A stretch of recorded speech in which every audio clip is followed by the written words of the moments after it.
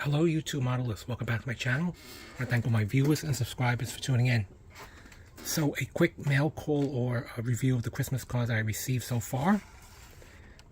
Received this Christmas card, it's very nice. It looks like a town square with, I believe, a Ford pickup with a dog looking out, but very nice snowfall scenic picture. Very nice card. Next up I got this, looks like Ford Coupes running away from a cop car. Santa and the reindeer. Very nice. Also received this nice looking card, a Rat Fink figure. Reminds me of the Testors weirdo kits with the long shifter, exhaust side pipe that can melt all the snow. Nice Rat Fink over there. Very nice card.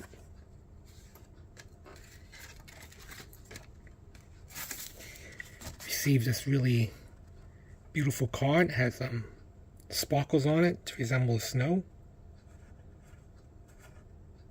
I don't know what type of pickup it is, but it's a very nice red pickup.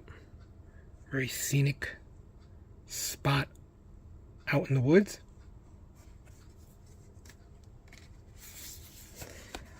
This card's very nice. I like that plaid design on the door. Very festive red barn. Very beautiful. The deer doesn't know what's going on, just looking around. Nice green pickup. Also received this card, looks like from Arizona. Open top, cactus, and the backdrop. Santa's relying on a Chevrolet to pull the reindeer and the gifts. Next up I got this card, kind of looks like a photo recognition to test people's recognition of military plane profiles and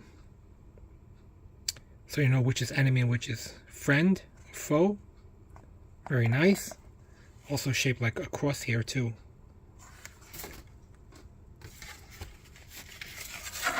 Also received this card of a red pickup. I think also a Chevy. Very nice snow effect on it. I believe this is a photo of an actual model, not a drawing. Also received this beautiful car of a, looks like what, a 69, 68 Revell. It's got that point. Very beautiful.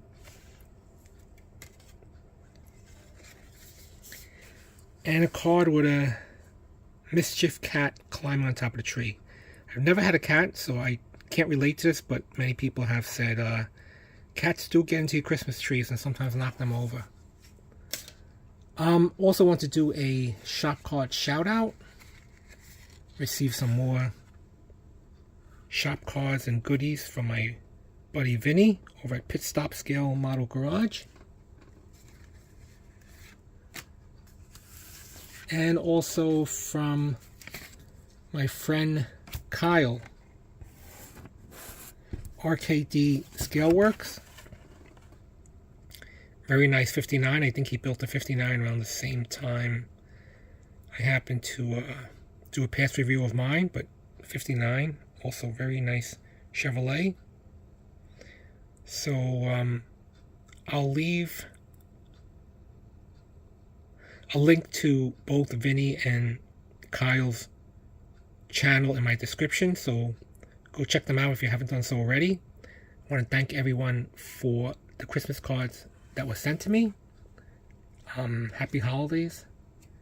Enjoy your time off. I'll be back with the status of my kit. Okay, so here are the major sub-assemblies of the GTX. I'm finished with the interior. So here's the interior with the instrument decals.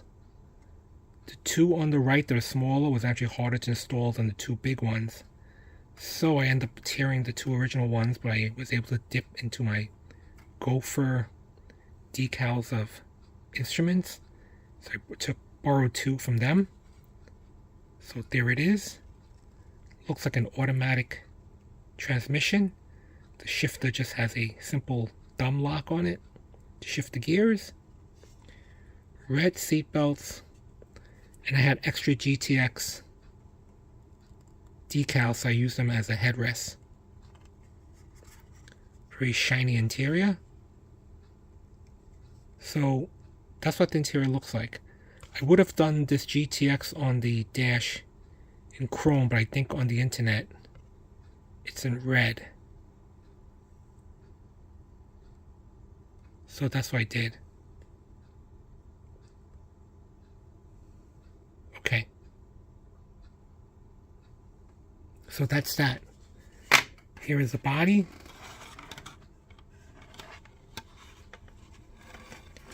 I did the trim around the windows. The clear glass is in. Got a little bit of glue because I still use the Tester's thick glue.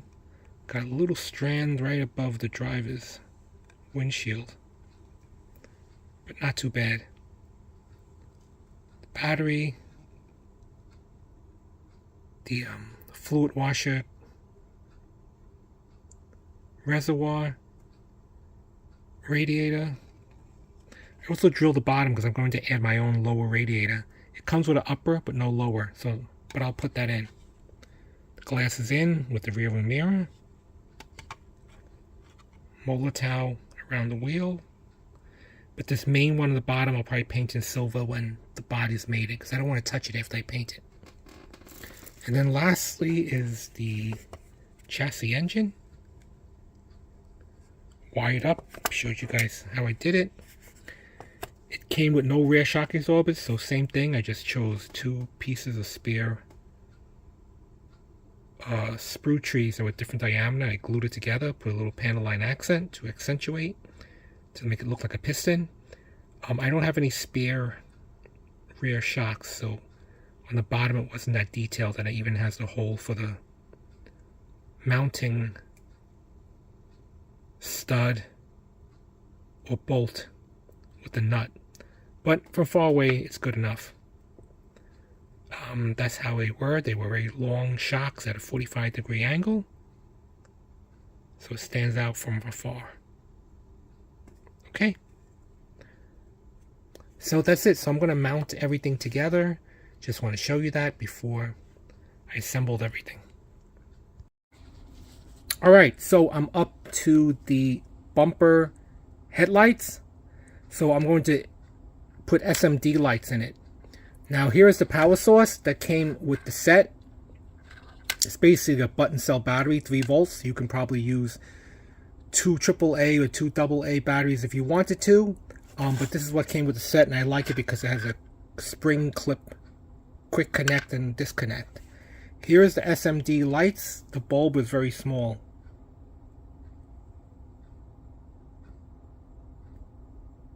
So some of the kits come with undrilled light housings, in which I would just use a pin vise and drill a very small hole so the wires would go through, but the bulb would stay in that light housing. These holes are too big.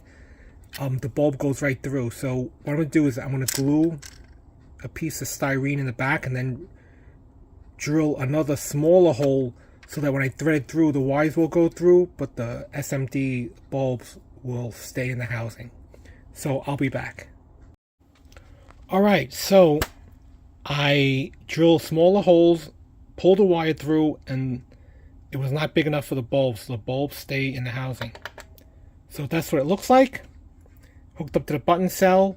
Now I'm going to take the clear parts and seal the beam with the box stock plastic clear lenses. And then from there we'll mount it and it should be looking good. The only thing is, in building the 67 Chevy Supernatural, I opened up the trunk. This one, I'm not going to open the trunk, so that means I have nowhere to really put the battery, so there will be wires that will be dangling out from the car, but I'll tuck it underneath. But if I had opened the trunk, I would have obviously hid everything in the trunk, but I did not. Okay, so here are the lenses for the lights. What I'm going to do is I'm going to cut the stems off because the stem goes into the hole, but that's where the bulbs are. So I'm just going to cut the stem but leave the flat lens. Alright, so the lighting is completely installed. So what you could do is just put a little bit of glue in the back to lock in the wires, but it's ready to be mounted, and then you can run the wires wherever you want in the car. Here we are at the final reveal of my Fast and Furious 71 Plymouth GTX. I've been keeping you guys updated on the build, so here is the final. As you notice, the headlights are on. Let me turn on the light.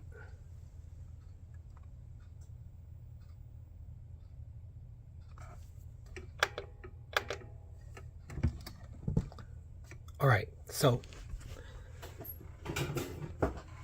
I put in the headlights on this model only because I always found the 71 GTX to have the best looking nose. I like the way the bumper is integrated with the recessed grille and the headlights. So I lit up the headlights, but I did not light the tail lamps. This is not a good candidate for tail lights because it's a solid chrome bumper. You can either paint or use the decals like I did for the tail lights and the reverse lights. Usually the good candidates are the ones that are hollowed out and there's a red lens. So this is still possible, but it's just a lot harder. You would have to drill, install the lights, and find a red clear lens to put over it. But anyway, I did want the 4 headlights, so here it goes. So later on when I take the stills, I'm going to have to disconnect it and then tuck in the wires somehow. So I put the raised white lettering on it.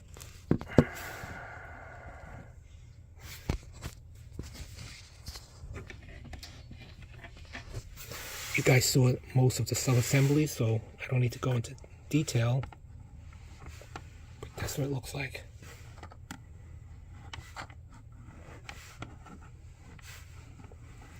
Overall, it was a fun, easy build.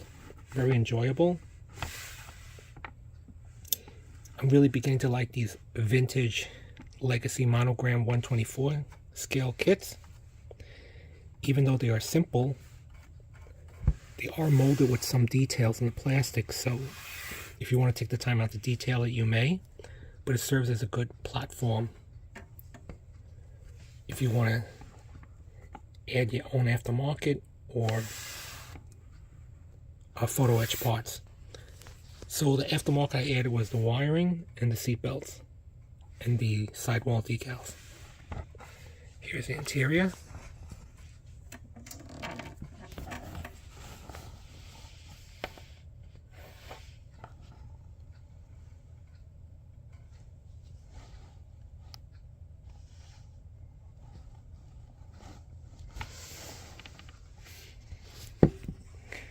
This GTX is raised, but I end up using the decals. So let's take a look at the engine. I have to open up the hood because, remove the hood. There it is. I've had to remove the air cleaner because the hood doesn't quite sit completely down. So here it goes. That's what it looks like.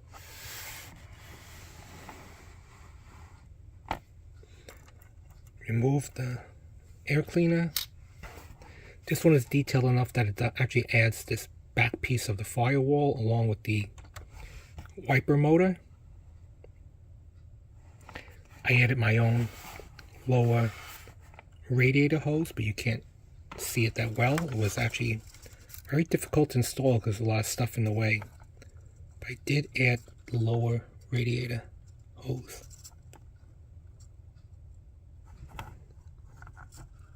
I didn't even see it from this picture. It's actually coming out, so I need to re-glue it. There it is.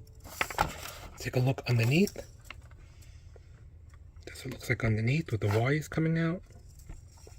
So some things to be careful with this kit.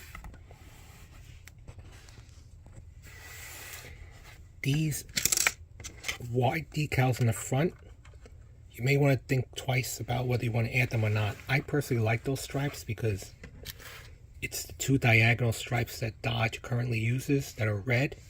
So what happened with me was these were so thick that it was hard to set because they pretty much set before I even had time to adjust on it. But also, wrapping around this fender is not difficult, but because it's rounded, it doesn't quite seat correctly. You see how it's curved? It's bulbous. So I had a hard time laying it down, so that's why there's some excess decal on the very edge.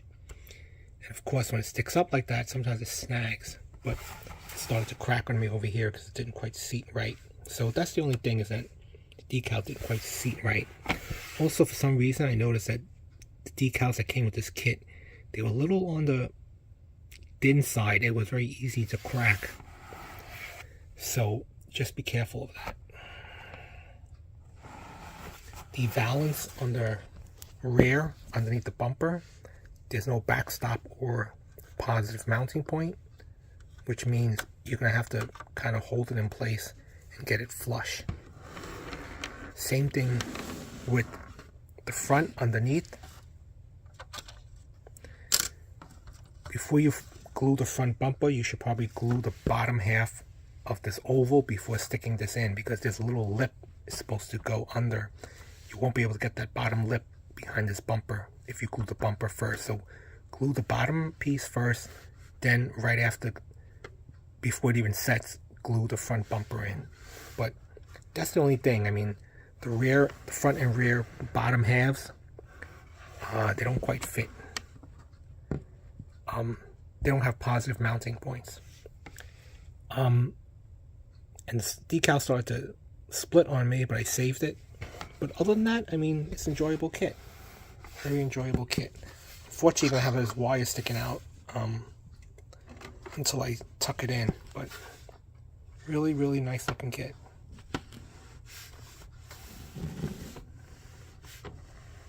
I like it because it has the New York plates. And of course, the wheels do move, which is all that I'm concerned about.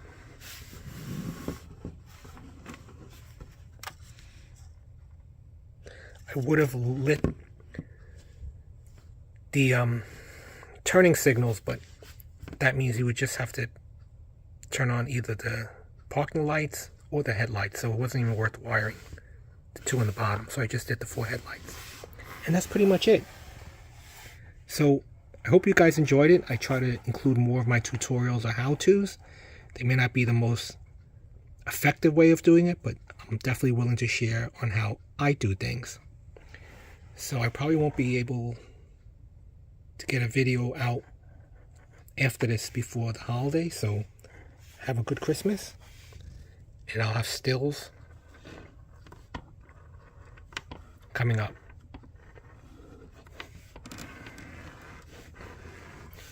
I just wish this stripe came in red or white, but anyway, gold isn't too bad. So of course the decal was the last thing I put on, and that's when it started to chip a little bit, but not bad. So thanks for watching.